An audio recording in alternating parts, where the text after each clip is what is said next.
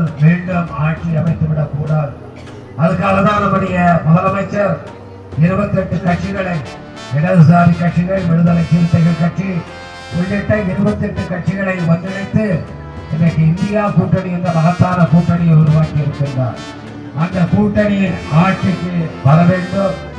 மோடி கும்பல் அதிகாரத்திலிருந்து தூக்கி எறியப்பட வேண்டும். அதற்கு நீங்கள் வாக்களிக்க வேண்டும். இந்த வாக்கு சாதாரண வாக்கு அல்ல, இந்தியாவை காப்பாற்ற போகிற வாக்கு.